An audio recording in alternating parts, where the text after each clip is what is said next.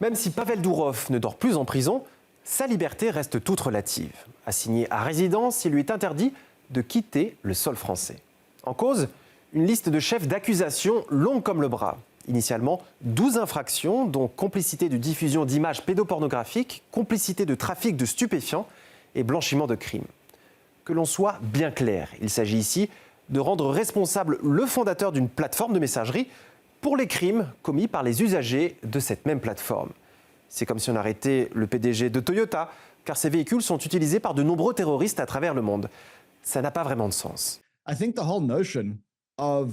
Je pense qu'il est absurde d'arrêter le fondateur d'une application.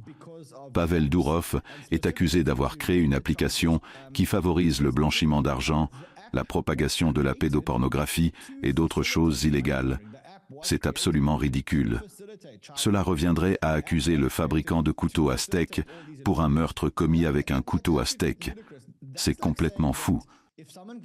Mais voilà, on reproche à Pavel Dourov d'être peu enclin à fournir des informations concernant sa plateforme, au nom de la liberté d'expression qui constitue pour lui l'alpha et l'oméga de ses principes. Toutes ces poursuites ont été engagées parce que Pavel Dourov est connu pour être un défenseur de la liberté d'expression. Il a dit à plusieurs reprises, c'est un fait notoire, qu'on devait être prêt à mourir, à faire tout pour maintenir la liberté d'expression. Il a insisté sur le fait qu'il ne fallait pas autoriser de backdoor ou porte dérobée des gouvernements dans Telegram, ni de censure, ce qui a fait de Telegram une application où l'on peut communiquer librement. Et avec son passeport français, Pavel Dourov se croyait probablement protégé.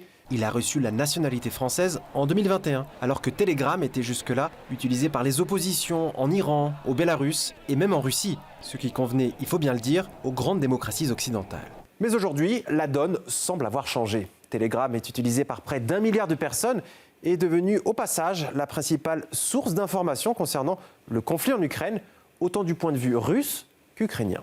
Mais tout cela n'a rien de politique. Et c'est Emmanuel Macron qui le dit. La France est plus que tout attachée à la liberté d'expression et de communication, à l'innovation et à l'esprit d'entreprise. Elle le restera. L'arrestation du président de Telegram sur le territoire français a eu lieu dans le cadre d'une enquête judiciaire en cours. Ce n'est en rien une décision politique. À l'heure actuelle, on dispose de davantage de questions que de réponses. Quoi qu'il en soit, l'arrestation même de Pavel Dourov est d'ores et déjà vécue par beaucoup comme une atteinte à la liberté d'expression. Et ça, ce n'est pas bon signe dans le monde d'aujourd'hui.